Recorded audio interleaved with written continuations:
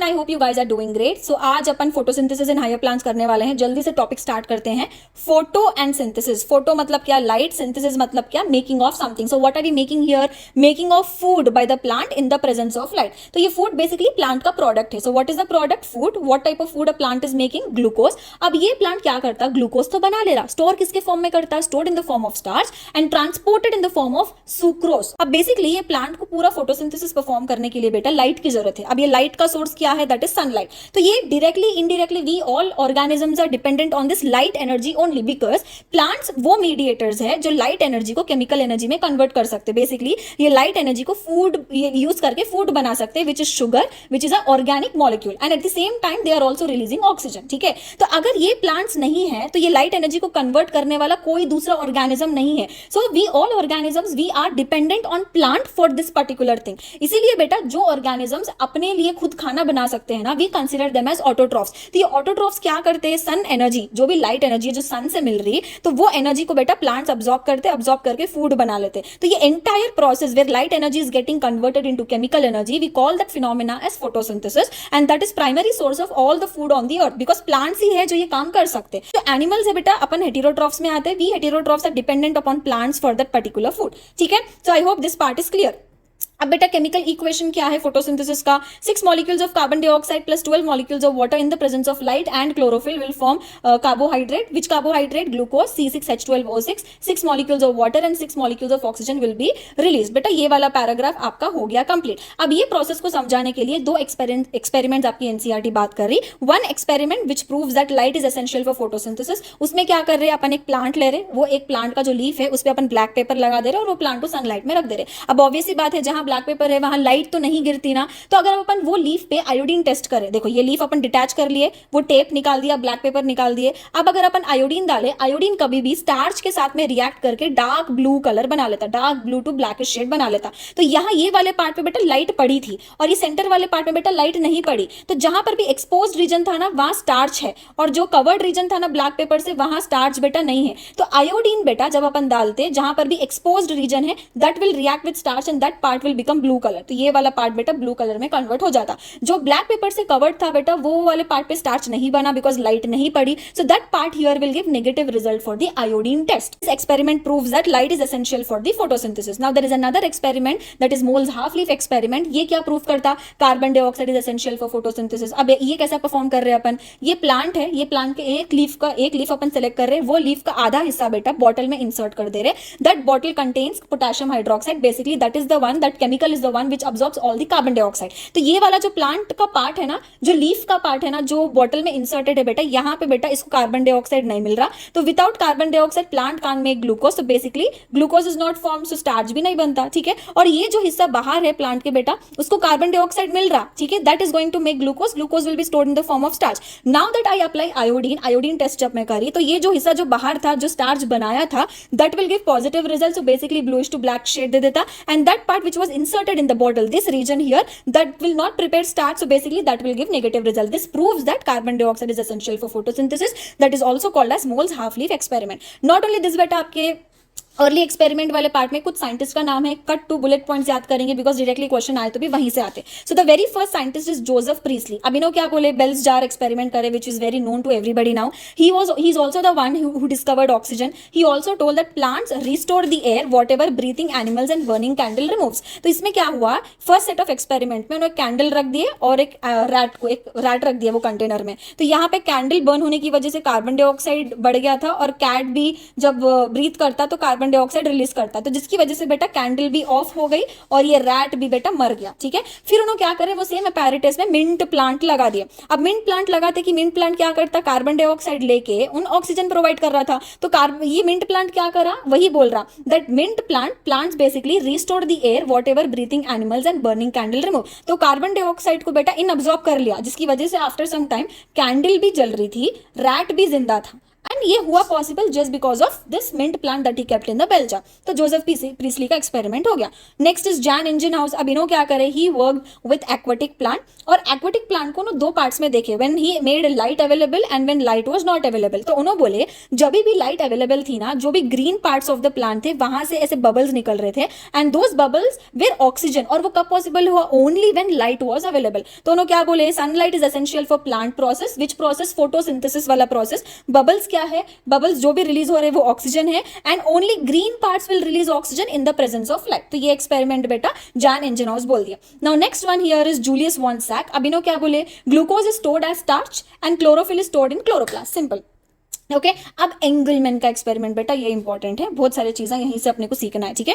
Engelmann क्या करे, एक प्रिज्म लिए, प्रिज्म से लाइट डाले। अब वो लाइट क्या करती, प्रिज्म क्या करता, लाइट को स्प्लिट कर देता, विबज्योर में स्प्लिट कर देता, ठीक है। अब ये जहां पर भी विबज्योर का जो स्पेक्ट्रम है, अब उन्होंने टेस्ट ट्यूब के ऊपर उसको like basically he allowed those that VIBGYOR light to fall on that particular test tube. अब ये टेस्ट ट्यूब में क्या है, he took a green algae, Cladophora and aerobic bacteria.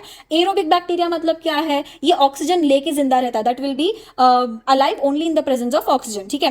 तो अब क्या कॉन्सेप्ट है, जो भी एल्गे इसमें है, that algae will perform photosynthesis, and that after performing photosynthesis that algae will release oxygen, okay. और जो भी बैक्टीरिया, एरोबिक बैक्टीरिया है, ये ऑक्सीजन लेके that bacteria will survive. So basically जो ऑक्सीजन क्लैडोफोरा रिलीज कर रहा है, the green algae, utilizing that aerobic bacteria will grow. तो after certain time he noticed that जहां पर भी रेड रीजन है और जहां पर भी ब्लू रीजन है विबज्योर का, वहां पे बेटा बैक्टीरियल ग्रोथ ज्यादा है। So what does that represent, वहां पे बेटा ऑक्सीजन ज्यादा है। So what does that tell कि वहां पे बेटा फोटोसिंथेसिस ज्यादा हो रहा, दूसरे रीजन पे भी हो रहा बट बहुत कम है when compared to blue and red. So इससे अपने को क्या मालूम चला कि अपना जो फोटोसिंथेसिस है बेटा रेड और ब्लू रीजन में ज्यादा होता। So दूसरे जो रीजन से ग्रीन, येलो, ऑरेंज, वहां पे बेटा फोटोसिंथेसिस का रेट कम है। तो इससे अपने को क्या मालूम चला, PAR radiation that is 400 to 700 nanometer, blue and red light में फोटोसिंथेसिस ज्यादा होता। And with this we got to know the first action spectrum. So Engelmann was the one who gave us the first action spectrum, ठीक है।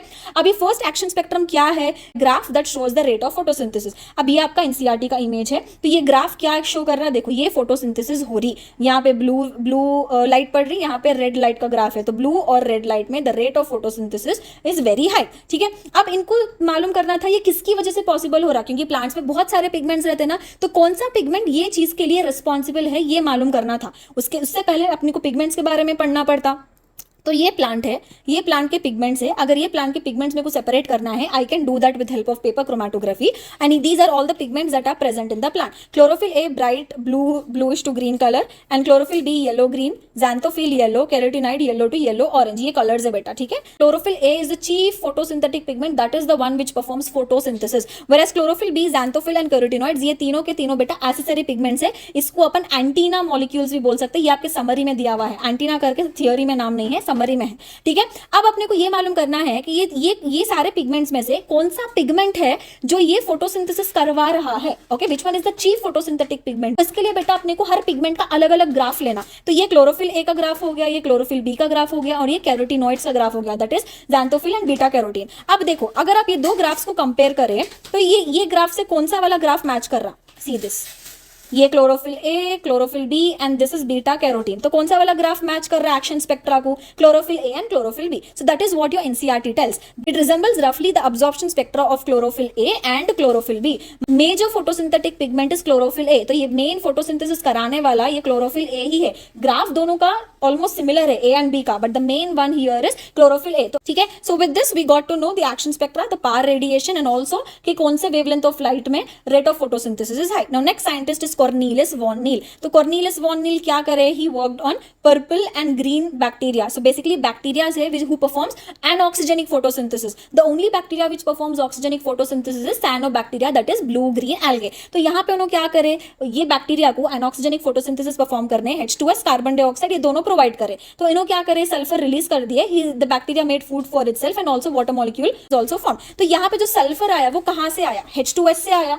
अब ये चीज को उन्होंने प्लांट रिएक्शन जो भी प्लांट में होता उससे कंपेयर करे। अगर अपन प्लांट को वाटर दे दिए, कार्बन डाइऑक्साइड दे दिए, और ये प्लांट अगर फोटोसिंथेसिस परफॉर्म करा, तो ये ऑक्सीजन कहां से रिलीज हो रहा, अगर इससे कंपेयर करो तो ये वाटर से रिलीज हो रहा, एंड कार्बन डाइऑक्साइड बेटा फूड बना रहा। So with this we got an idea that water is the one which releases oxygen molecule and carbon dioxide is the one which forms food. तो ये बेटा water से जो ऑक्सीजन रिलीज हो रहा है ये ऑक्सीडेशन रिएक्शन है, एंड कार्बन डाइऑक्साइड जो फूड बना रहा बेटा दैट इज रिडक्शन रिएक्शन. तो ये पूरा आपका फोटोसिंथेसिस जो प्रोसेस है बेटा that is oxidation reduction reaction. Oxygen is release from water. This was proved bye radio isotope technique. बाद में बेटा रेडियो आइसोटोप टेक्निक करे, उससे अपने को ये कंफर्म हुआ कि water is the one that releases oxygen. So with this the experiment part is done. Now let us start with way does photosynthesis take place. So obviously ये तो सबको मालूम ही है कि green leaves will have mesophyll cells will have chloroplast, जिसके अंदर बेटा फोटोसिंथेसिस होता. अभी जितने भी पॉइंट्स है ना बेटा अपन डायग्राम में ही कवर कर लेंगे. This is the structure of chloroplast. Now this is the outer membrane, this is the inner membrane. इसके अंदर बेटा ये जितना भी मैट्रिक्स है दैट इज स्ट्रोमा, एंड ये जो इंडिविजुअल यूनिट है we call it as thylakoid. Stack of thylakoid we call it as grana, and each grana is interconnected via stroma lamellae. Okay, अभी जो थैलेकॉइड है बेटा यहीं पे होता है लाइट रिएक्शन. सो बेसिकली जब भी फोटोसिंथेसिस होता ना टू फेजेस में होता, टू स्टेप्स में होता. One is light reaction, the other one is dark reaction. Light reaction में क्या होता है, जो सन की एनर्जी थी ना लाइट एनर्जी, वो एनर्जी को अपन केमिकल एनर्जी में कन्वर्ट करते हैं, और वो केमिकल एनर्जी बेटा later on in step 2 that is dark reaction, जब बेटा वो जो भी एनर्जी है जो कन्वर्ट हुई थी वो फूड बनाने में प्लांट यूटिलाइज कर लेता. ठीक है, that is what we need to understand now कि जो थैलेकॉइड है ना, thylakoid it's a membrane system. यहाँ पे लाइट रिएक्शन होता है. Light reaction is otherwise also called as photochemical reaction wherein light energy is converted into chemical energy. That is step 1. Chemical energy क्या है, ATP and NADPH. Okay, अब ये ऐसा step है, ऐसा प्रोसेस है जो डायरेक्टली सनलाइट पे डिपेंडेंट है. जो सन की लाइट है उस पे उसके थ्रू ही ये चल रहा, तो directly dependent on the light. ठीक है, अब ये चीज समझने के लिए बेटा कि how is light energy getting converted into chemical energy, वो समझने के लिए बेटा अपने को cyclic and non cyclic photophosphorylation समझना पड़ता है, जो अपन आगे समझेंगे. ठीक है, नेक्स्ट इज डार्क रिएक्शन जो स्ट्रोमा में होता. स्ट्रोमा में डार्क रिएक्शन होता. Dark reaction is otherwise also called as carbon reaction और enzymatic reaction. This is not directly driven, light driven, मतलब not directly dependent on light. मतलब ये direct light लेके अपना खाना नहीं बना रहा. कैसा बना रहा, जो स्टेप 1 से जो लाइट एनर्जी कन्वर्ट हुई ना ATP NADPH में, ये लेके बेटा स्ट्रोमा में प्लांट अपना खुद का खाना बनाता. तो स्ट्रोमा में जो भी रिएक्शंस हो रहे that is not directly light driven but it is indirectly dependent on light. कैसे, that depends upon the product of light reaction to form glucose. तो यहाँ पे समझने के लिए we need to understand C3 and C4 pathway. तो 2 step process. Step 1 बेटा thylakoid में हो रहा, light energy is getting converted into chemical energy. Chemical energy क्या है, ATP NADPH. अब ये ATP NADPH यूज करके बेटा जो स्ट्रोमा है क्या करता, ग्लूकोज बना लेता. With this part is done. So now let us understand what is light reaction. अब इसके लिए अपने को पहले थैलेकॉइड का स्ट्रक्चर समझना पड़ता. उसके लिए डोरा केक इमेजिन करो, डोरेमोन का डोरा केक. अब एक डोरा केक कैसा दिखता, ऐसा दिखता ना, तो वही एग्जैक्ट सेम स्ट्रक्चर थैलेकॉइड का भी रहता. अब जैसे stack of thylakoid will form ग्राना, ऐसे ही डोरा केक को बेटा इस स्टैक में रख दो, that is your grana. Okay, अब अगर if I cut Dora cake like this is a structure that I will see that is exact similar to thylakoid structure. Okay, अब ये पूरा थैलेकॉइड का मेम्ब्रेन है और ये अंदर की फिलिंग अगर निकाल दिए that will B an empty space. So basically that space is going to form lumen.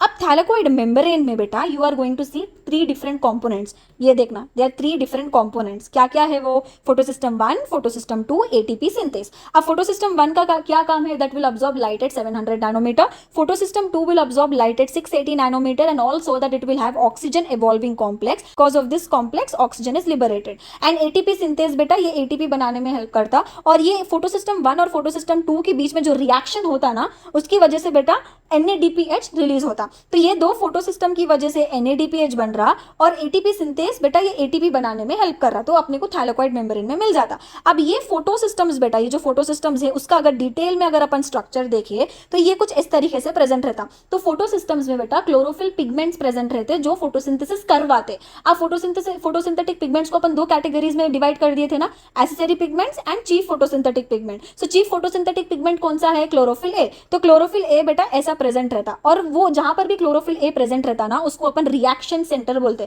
तो रिएक्शन सेंटर में बेटा सिर्फ और सिर्फ क्लोरोफिल ए ही मिलता. अब ये रिएक्शन सेंटर को सराउंड करके, ऐसे सराउंड करके जो कॉम्प्लेक्सेस है that we call it as light harvesting complex. So one photosystem will have light harvesting complex plus reaction centre. ये दोनों को मिला के बेटा एक फोटोसिस्टम बनता. अब फोटोसिस्टम 1 और फोटोसिस्टम 2 में बेटा दोनों के दोनों सेम है. It is just that photosystem 1 700 nanometre की लाइट अब्सॉर्ब करता और उसमें ऑक्सीजन लिबरेट नहीं होता. फोटोसिस्टम 2 में क्या डिफरेंस है, same components are present but it is absorbing light at 680 nanometre and that photosystem 2 will also liberate oxygen, release oxygen because it is having oxygen evolving complex. That's a basic difference. अब ये light harvesting complex में कौन से pigments आ जाते हैं, chlorophyll B, xanthophyll, beta carotene. Pigments क्या करते हैं, लाइट को अब्जॉर्ब करते, अब्जॉर्ब करके क्लोरोफिल ए को देते, because they will protect the chlorophyll A from photo oxidation, कि अगर लाइट डायरेक्टली क्लोरोफिल ए पे पड़ी उन फोटो ऑक्सीडाइज हो जा सकता, तो इसको बचाते, डायरेक्ट लाइट से बचाते। तो इनला क्या करते, लाइट अब्जॉर्ब करके क्लोरोफिल ए मॉलिक्यूल को देते, and that is how chlorophyll A will start the light reaction. ठीक है, अब ये पूरा रिएक्शन कैसे होता है ये समझने के लिए we need to understand electron transport system. अब ये पूरा का पूरा जितना भी इलेक्ट्रॉन ट्रांसपोर्ट सिस्टम है, और आपका ये जो एनसीईआरटी का डायग्राम है ना बेटा, इसको अपन डायरेक्टली यहाँ पे ये वाले डायग्राम में कवर कर लेंगे। सो this is thylakoid membrane and this is the lumen of thylakoid, right. अब थैलेकॉइड मेम्ब्रेन में दो फोटोसिस्टम्स रहते हैं और एटीपी सिंथेस रहता है। सो this is photosystem 2, photosystem 1 and ATP synthase. अब फोटोसिस्टम 2 में क्या क्या रहता है, reaction centre and light harvesting complex. Reaction centre में क्या रहता है, क्लोरोफिल ए। लाइट हार्वेस्टिंग कॉम्प्लेक्स में क्या रहता है, एसेसरी पिगमेंट्स। एंड फोटोसिस्टम 2 में एक एक्स्ट्रा कॉम्पोनेंट रहता है, that is oxygen evolving complex, जिसका क्या काम है, ऑक्सीजन को रिलीज करवाना। ठीक है, तो अब यहाँ पे क्या स्टोरी है, जब लाइट बेटा फोटोसिस्टम 2 पे गिरती है, when light is falling on photosystem 2, तो ये जितने भी एसेसरी पिगमेंट्स है ना, ये सारे लाइट को अब्सॉर्ब करके क्लोरोफिल ए मॉलिक्यूल को दे देते। अब क्लोरोफिल ए क्या करता है, अपना एक इलेक्ट्रॉन एक्साइट कर देता। अब क्लोरोफिल ए बोलता है भाई मेरा तो इलेक्ट्रॉन एक्साइट होगा, मेरे को मेरा इलेक्ट्रॉन वापस होना, चाहे कुछ भी करके। तब ऑक्सीजन इवॉल्विंग कॉम्प्लेक्स आता क्लोरोफिल ए की हेल्प करने। अब ये ऑक्सीजन इवॉल्विंग कॉम्प्लेक्स क्या करता, ल्यूमिन में जो वाटर मॉलिक्यूल है वो वाटर मॉलिक्यूल को स्प्लिट कर देता into 2 protons, 2 electrons and half molecule of oxygen.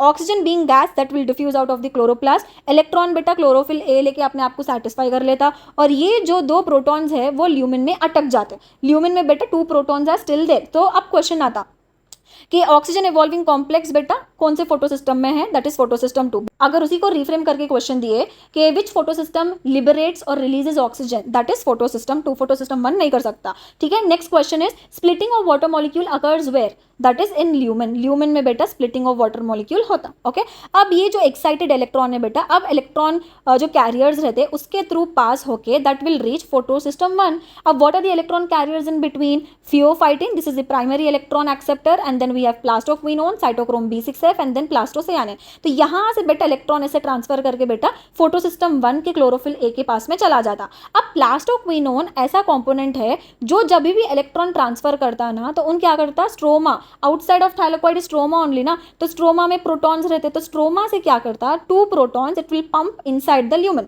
तो यहाँ के जो 2 प्रोटॉन्स है स्ट्रोमा के ल्यूमेन में आ जा रहे, राइट। अब आप देखना कि ऑलरेडी 2 प्रोटॉन्स में there stuck in the lumen. अब ये ट्रांसपोर्टेशन की वजह से, प्लास्टोक्विनोन की वजह से और 2 प्रोटॉन्स आ जा रहे। तो अब if you notice here, proton gradient is being established. So proton gradient is established between stroma and lumen. Lumen में प्रोटॉन कॉन्सेंट्रेशन ज्यादा है एंड स्ट्रोमा में प्रोटॉन कॉन्सेंट्रेशन कम हो रहा, तो ल्यूमेन में बेटा इसका पीएच कम होते जा रहा। ठीक है, समझ में आ रहा है ना। तो प्रोटॉन, ये भी क्वेश्चन आता, proton gradient is established between dash and dash, that is stroma and the lumen. Okay, proton concentration is high in which side of thylakoid, that is lumen side of the thylakoid. अब बेटा photosystem 1 के पास में chlorophyll, photosystem 1 के chlorophyll A के पास में electron आ गया। अब यहाँ से ये इलेक्ट्रॉन एक्साइट होता। अब ये जो एक्साइटेड इलेक्ट्रॉन है बेटा आयरन सल्फर क्लस्टर्स के पास में चले जाता, then ferredoxin, and finally it will reach to NADP reductase, and that NADP reductase will reduce NADP to NADPH। तो the products of light reaction के क्या 2 प्रोडक्ट्स है, that is ATP and NADPH, hence NADPH is made. कि ऐसे करके ऐसे कुछ बन रहा है, Z शेप बन रहा है, इसीलिए बेटा इसको बोलते हैं Z स्कीम। तो Z स्कीम में क्या हो रहा कि एक बार जो इलेक्ट्रॉन ये एक्साइट हुआ, that electron is not gonna come back, that electron is just gonna go out, ऐसे बाहर जाने वाला है टू फॉर्म NADPH। ओके, तो इसको अपन बोलते हैं नॉन साइक्लिक। इलेक्ट्रॉन पलट के वापस नहीं आ रहा ना, इलेक्ट्रॉन एक्साइट हुआ, ऐसे गया और इलेक्ट्रॉन बाहर टू फॉर्म NADPH। तो ऐसे प्रोसेस को अपन बोलते हैं नॉन साइक्लिक फोटोफॉस्फोरिलेशन। तो ये Z स्कीम है, ये जब भी हो रहा ना, where photosystem 2 and photosystem 1 when both of them are involved, such type of phosphorylation we call it as non-cyclic photo, in the presence of light this is happening, photophosphorylation, and that is Z scheme because it is going to form Z shape. Okay, अब क्या होगा कि photosystem 1 भी तो है, photosystem 1 के पास भी तो लाइट पड़ सकती ना डायरेक्टली। जब भी लाइट फोटोसिस्टम 1 के पास पड़ती, when light is falling directly on photosystem 1, the same process will begin, but here इसमें क्या डिफरेंस है ये देखते हैं। क्लोरोफिल ए का इलेक्ट्रॉन एक्साइट हुआ, that excited electron is taken up by iron sulphur clusters and then to ferredoxin, and उसके बाद में बेटा ये घूम फिर के बेटा ये प्लास्टोक्विनोन के पास में आ जाता। तो you see this cycle is gonna repeat, this excited electron is reaching to plastoquinone, then to cytochrome B6F, then to plastocyanin, and then to chlorophyll A. Then again the entire process is going to repeat here. ऐसे करके repeat होने वाला है। तो ये जो electron है बेटा घूम फिर के अपने ही फोटो सिस्टम के पास में आ रहा। तो जब भी only photo system 1 is involve, only photo system 1, that is cyclic photophosphorylation. तो साइक्लिक में क्या है, only 1 photo system is involve, that is PS1। Non cyclic में क्या है, और in that case Z scheme, उसमें क्या हो रहा, both the photo systems are involve. ठीक है, अब क्या हुआ कि ल्यूमिन में बेटा प्रोटॉन कॉन्सेंट्रेशन तो बढ़ गया ना, यहाँ पे देखो प्रोटॉन कॉन्सेंट्रेशन तो बढ़ गया। अब उसको बैलेंस करने के लिए now comes the ATP synthase that will send these two protons from lumen back to stroma. Now ATP synthase is made up of 2 subunits F0 F1। तो ये जो 2 प्रोटॉन्स अभी ल्यूमेन में अटके हुए थे, ये बेटा ATP सिंथेज इनको बाहर भेजेगा, during which it is going to convert ADP plus Pi into ATP। तो if you notice in stroma dark reaction was happening। For dark reaction is simply synthesis of glucose for which it needs ATP and it needs NADPH। Already हमने देखा कि कैसे NADPH बन गया, and with the help of ATP synthase बेटा F1 particle जो है बेटा स्ट्रोमा की तरफ बेटा ये ATP बना रहा है। तो जैसे ही ये ATP NADPH स्ट्रोमा के साइड में बेटा बन जाते हैं, इनको यूज करके बेटा ग्लूकोज बन जाता है। Basically dark reaction is going to happen. यहाँ थैलेकॉइड मेम्ब्रेन में जैसे मैंने बोला PS1 PS2 दोनों प्रेजेंट है। इनका हम डिफरेंशिएशन एक बार देख लेते हैं। PS1 700 नैनोमीटर की लाइट अब्सॉर्ब करता है, PS2 680 nanometre. PS1 will be present in grana and stroma lamella. तो अगर क्वेश्चन आएगा स्ट्रोमा लैमेला में which type of phosphorylation will occur, that is cyclic photophosphorylation. Okay, whereas PS2 में ग्राना में बेटा ये PS2 प्रेजेंट होता है, और ग्राना में PS1 भी है। तो इसी PS1 PS2 इन ग्राना, तो ग्राना में it is non cyclic photophosphorylation, that is the Z scheme, and splitting of water molecule will not happen in PS1, it will occur in PS2, and oxygen is not released by PS1, oxygen is released by photosystem 2। cyclic and non cyclic phosphorylation में PS1 involve है, and PS2 बेटा only non cyclic photophosphorylation. Now let us understand the difference between cyclic non cyclic, जो हमने cover कर दिया, बस अब एक बार क्विक डिफरेंसेस देख लेते हैं। साइक्लिक फोटोफॉस्फोरिलेशन में only PS1 is involve, non cyclic में बेटा PS1 PS2। साइक्लिक में बेटा स्ट्रोमा लैमेला में ये होता है, एंड नॉन साइक्लिक बेटा ग्रानम एंड थैलेकॉइड मेम्ब्रेन में ये होगा। साइक्लिक फोटोफॉस्फोरिलेशन साइक्लिक मैनर में होगा, सर्कुलर होता है। Non cyclic is Z scheme, एक बार जो इलेक्ट्रॉन एक्साइट हुआ वो पलट के वापस नहीं आने वाला है।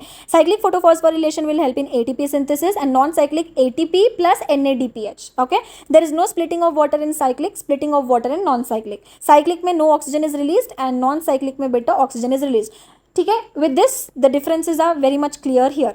So with this we are done with the light reaction। Now we need to understand where does this ATP and NADPH are utilized। We already know कि स्ट्रोमा में डार्क रिएक्शन होता है, और ये ATP NADPH ये दोनों stroma की तरफ ही बनते हैं। तो directly this ATP and NADPH are utilized in dark reaction। So the products of light reaction are ATP NADPH and oxygen। और ये बेटा ऑक्सीजन तो रिलीज हो जाता है being a gas, ATP NADPH biosynthetic phase में यूटिलाइज हो जाता है। So basically that's a dark reaction which is not directly dependent on light but dependent on the products of light reaction. इसको समझने के लिए we need to understand C3 and C4 pathway. Let us start first with Calvin cycle, that is C3 pathway. जितना भी pathway है बेटा यहीं पे हम कवर करेंगे, एंड आपका फोटो रेस्पिरेशन वाला जो टॉपिक है, so this part I am talking about, ये वाला भी बेटा यहीं पे हम कवर करने वाले हैं। तो C3 साइकिल, C3 नाम किस लिए पड़ा, इसका फर्स्ट स्टेबल प्रोडक्ट जो है that is PGA phosphoglycerate, that is a 3 carbon compound, इसलिए C3 साइकिल। इसको समझाने वाले केल्विन थे, तो इसको केल्विन साइकिल भी हम कह सकते हैं, राइट। अब यहाँ पे कार्बन डाइऑक्साइड तो पहले एक्सेप्ट होगा, कार्बन डाइऑक्साइड को एक्सेप्ट करने वाला the primary carbon dioxide acceptor is RuBp। तो प्राइमरी कार्बन डाइऑक्साइड एक्सेप्टर कहाँ पे मिलेगा हमें, C3 साइकिल में मिलेगा, which is Calvin cycle, that is a primary carbon dioxide acceptor 5 carbon keto sugar, and this is regenerated again. तो ये जो यूज हो रहा है वापस से रीजेनरेट भी होगा। So this RuBp that is going to absorb a carbon dioxide, accept a carbon dioxide molecule, and it is going to give rise to 3 carbon phosphoglycerate। Okay, and this first step here is carboxylation reaction which is going to happen in the presence of enzyme Rubisco। Rubisco के बारे में थोड़े extra points है, वो detail में हम थोड़ी देर बाद पढ़ेंगे, ठीक है। तो Rubisco is involved in carboxylation reaction। This is a most crucial step। अब ये जो फॉस्फोग्लिसरेट है बेटा 3 कार्बन फॉस्फोग्लिसरेट, इसके 2 मॉलिक्यूल्स बनते हैं, 2 molecules of 3 carbon phosphoglycerate. Now this 3 carbon phosphoglycerate is going to get reduced to form triose phosphate, basically that is the one which is going to form glucose later on. And ये जो reduction वाला step है ना, यहाँ पे बेटा 2 molecules of ATP 2 molecules of NADPH बेटा utilise होते हैं, जो लाइट रिएक्शन में बने थे।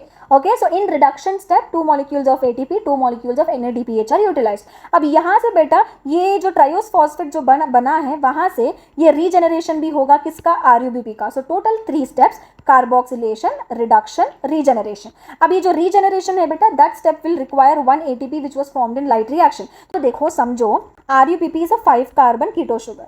अब ये एक कार्बन डाइऑक्साइड को एक्सेप्ट कर रहा है, तो टोटल ये दोनों मिलके 6 कार्बन मॉलिक्यूल बना रहे हैं। अब 6 कार्बन में से बेटा 5 कार्बन RUBP वापस से रीजेनरेट हो रहा है, तो 6 कार्बन में से 5 निकाल दो तो कितने कार्बन बच गए, 1 कार्बन। यहाँ पे बेटा 1 कार्बन अक्यूमुलेट हो गया। अब ग्लूकोज कितने मॉलिक्यूल्स, कितने कार्बन का मॉलिक्यूल है, 6 कार्बन, तो ऐसे हमें तो 6 कार्बन चाहिए ना, 4 5 6, तो total we need 6 carbon to form 1 molecule of glucose. तो ये जो साइकिल है उसको कितनी बारी रिपीट होना पड़ेगा, 6 बारी रिपीट होना पड़ेगा, तब जाके एक ग्लूकोज मॉलिक्यूल बनेगा। तो this entire cycle will repeat 6 time to form 1 glucose. तो अब एक कार्बन डाइऑक्साइड के लिए बेटा 3 ATP ये यूटिलाइज कर रहा था, कहाँ पे, रिडक्शन वाले स्टेप में 2 ATP यूटिलाइज हो रहे थे, रीजेनरेशन वाले स्टेप में बेटा 1 ATP यूज हो रहा था, और कितने NADPH, 2 molecules of NADPH in reduction वाले स्टेप में। तो ऐसा अगर एक ग्लूकोज मॉलिक्यूल के लिए हमें चाहिए तो ऐसे 6 कार्बन डाइऑक्साइड के लिए हमें कैलकुलेट करना पड़ेगा। तो 6 × 3 18 ATP and 2 × 6 12 NADPH। So overall 18 ATP and 12 NADPH are utilized to form 1 glucose। एक कार्बन डाइऑक्साइड बेटा अगर आपको याद है कोई भी न्यूमेरिकल आएगा तो आप ओवरऑल जितने भी ग्लूकोज मॉलिक्यूल के लिए वो बोला है क्वेश्चन में उसने के लिए आप कैलकुलेट कर सकते हो। बस ये चीज याद रखना, फॉर 1 कार्बन डाइऑक्साइड ये चीज याद रखना। तो ये ओवरऑल पूरा जो साइकिल है आपका ये हो गया केल्विन साइकिल। अब रुबिस्को के बारे में थोड़ा सा पढ़ते हैं। RuBisCO that is ribulose bisphosphate carboxylase oxygenase, मतलब कार्बोक्सिलेशन रिएक्शन भी कर रहा है, ऑक्सीजनेशन रिएक्शन भी कर रहा है। That means it has affinity towards carbon dioxide and oxygen, मतलब ये कार्बन डाइऑक्साइड भी एक्सेप्ट करेगा, ऑक्सीजन भी कर सकता है, but higher affinity towards carbon dioxide. मतलब अगर एक मॉलिक्यूल कार्बन डाइऑक्साइड का है और एक मॉलिक्यूल ऑक्सीजन का है ना, that will take the carbon dioxide. But अगर कार्बन डाइऑक्साइड का कॉन्सेंट्रेशन कम है एंड ऑक्सीजन का ज्यादा है, this will start performing oxygenation. ये ऑक्सीजनेज वाली एक्टिविटी को एक्टिव कर देगा, एक्टिवेट कर देगा, ऑक्सीजनेशन रिएक्शन करके ये ऑक्सीजन को एक्सेप्ट कर लेगा। ठीक है, तो ये रुबिस्को बेटा अगर कार्बन डाइऑक्साइड एक्सेप्ट करेगा, सो this is the pathway that will happen. Carbon dioxide अगर ये करता है, this is the entire pathway that will happen, that is Calvin cycle. अगर रुबिस्को बेटा ऑक्सीजन को एक्सेप्ट करता है, जब भी ऑक्सीजन का कॉन्सेंट्रेशन बाहर बढ़ जाएगा, ऑक्सीजनेज वाला एक्टिविटीज का एक्टिवेट हो जाएगा and that will start accepting oxygen, and when it is doing that it is going to perform C2 cycle. Why C2 cycle? जैसे C3 साइकिल में फर्स्ट स्टेबल प्रोडक्ट PGA था ना, 3 carbon compound, वैसे ही C2 cycle में बेटा phosphoglycolate, this is 2 carbon compound. तो ये C2 cycle इसलिए हम कहते हैं, and this is otherwise also called as photo respiration pathway. ठीक है, रुबिस्को ही करता है, रुबिस्को 2 पाथवे करेगा, एक हो गया केल्विन साइकिल, एक हो गया फोटो रेस्पिरेशन। केल्विन साइकिल कब करेगा? When it is accepting carbon dioxide. Photo respiration कब करेगा? When it is accepting oxygen. तो ये फॉस्फोग्लाइकोलेट जो है ना बेटा, ये फोटो रेस्पिरेशन में बनता है। ओके, अब फोटो रेस्पिरेशन के कुछ इंपॉर्टेंट पॉइंट्स हैं, ये हम देख लेते हैं।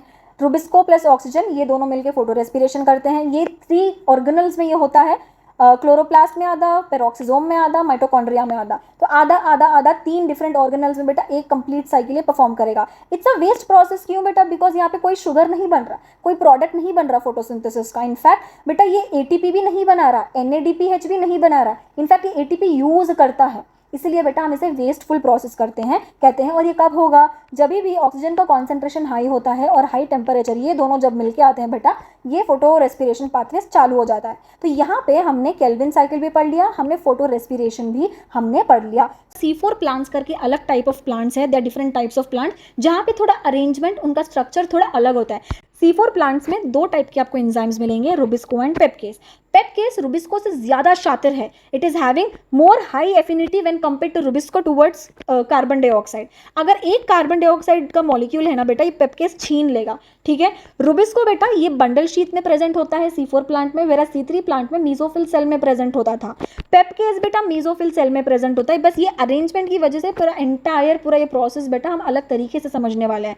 तो होता ये है कि पेपकेस कार्बन डाइऑक्साइड को एक्सेप्ट करेगा, ये ट्रांसफर करेगा कार्बन डाइऑक्साइड को बंडल शीट सेल में जहाँ पे रुबिस्को है, और रुबिस्को बेटा बंडल शीट में बेटा C3 साइकिल परफॉर्म करके ग्लूकोज ये बनाएगा। तो ये ऐसे घूम फिर के जा रहा है और घूम फिर के ग्लूकोज बन रहा है, डायरेक्टली नहीं बन रहा।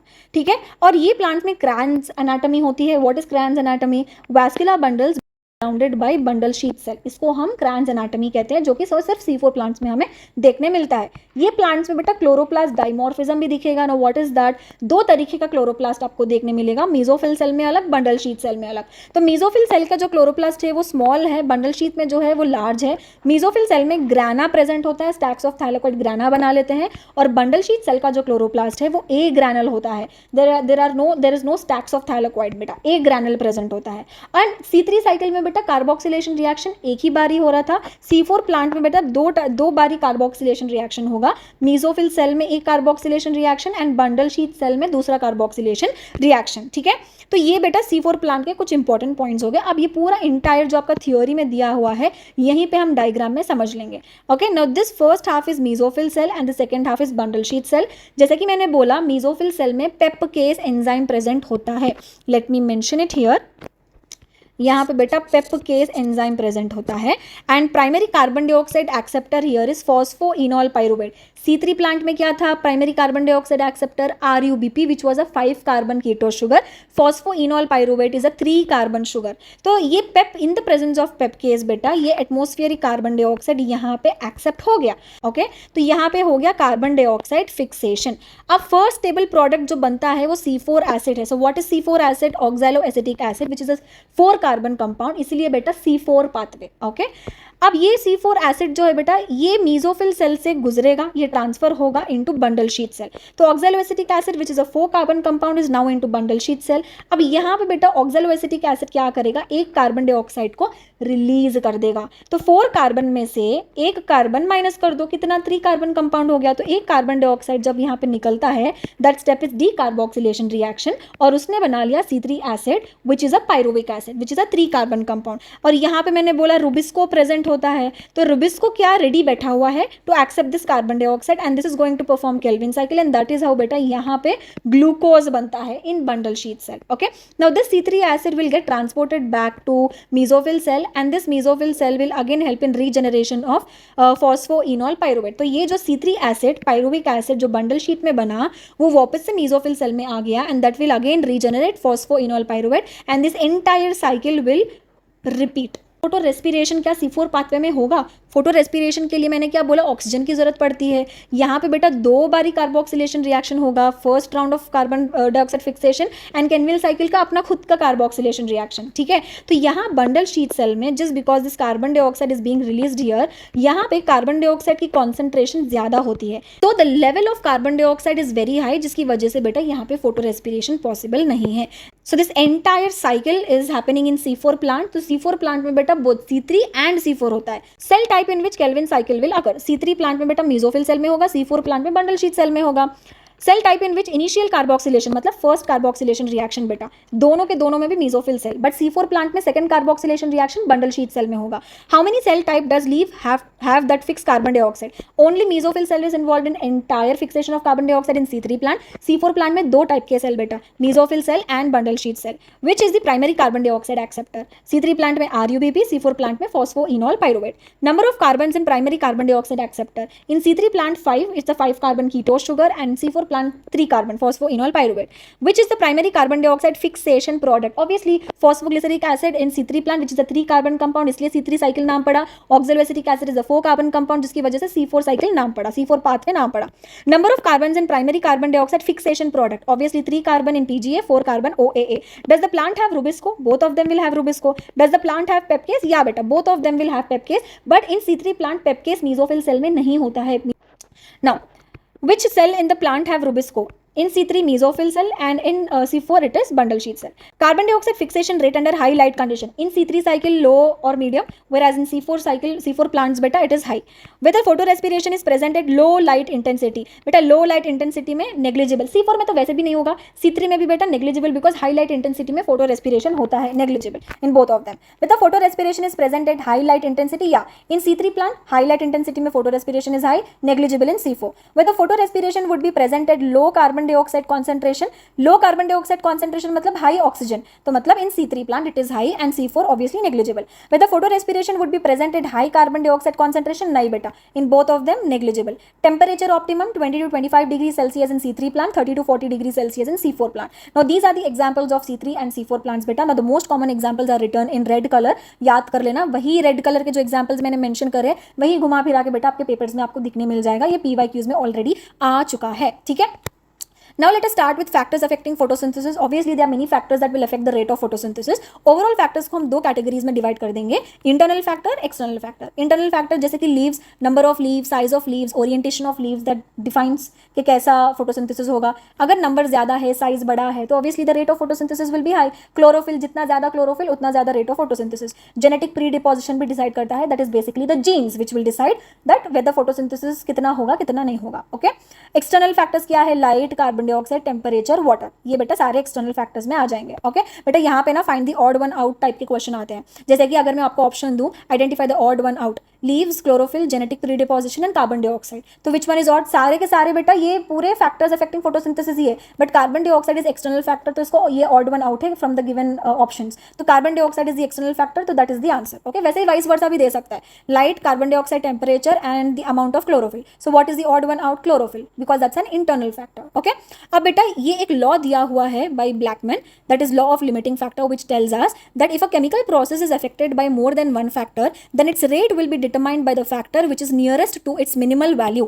It is the factor which directly affects the process if its quantity is changed. इसको मैं आपको इजी तरीके से समझाती हूँ। देखो यहाँ पे हम चाय बना रहे हैं, ठीक है। अब चाय बनाने के लिए मुझे चाहिए पानी, मुझे चाहिए शुगर, मुझे चाहिए T powder and I need milk, okay. Now understand the process of making tea is dependent on all these factors, okay. अब मेरे घर पे बेटा 20 लोग आ गए, मेहमान आ गए जिनको मुझे चाय बनाना है, मेरे पास पानी है 20 लोगों के लिए, शुगर भी है 20 लोगों के लिए, टी पाउडर बेटा मेरे पास बहुत कम है, मे बी सिर्फ 2 लोगों का टी पाउडर है, और मेरे पास दूध भी 20 लोगों का है, तो क्या मैं चाय उन 20 लोगों के लिए बना सकती हूँ? ऑब्वियसली नहीं बना सकती, because T powder is less, so this entire process is dependent on which factor? Powder, the one which is less, the one which is present at its least minimal value. ऐसा नहीं है कि मैं चाय नहीं बना सकती, मैं ये जो 2 लोगों के लिए, मैं 2 लोगों की जो पत्ती बची हुई है मेरे पास, उसके वो यूज करके भी मैं चाय बना सकती हूँ, बट क्या वो चाय उतनी अच्छी बनेगी? नहीं। So that is what your NCERT is telling, that is what your Blackman's law of limiting factor explains us. ये बोल रहा है कि जो फैक्टर कम होता है, जैसे कि यहाँ पे चाय पत्ती कम है, वही डिसाइड करता है कि हमारा रेट कैसा होगा, हमारा प्रोसेस कैसा होगा।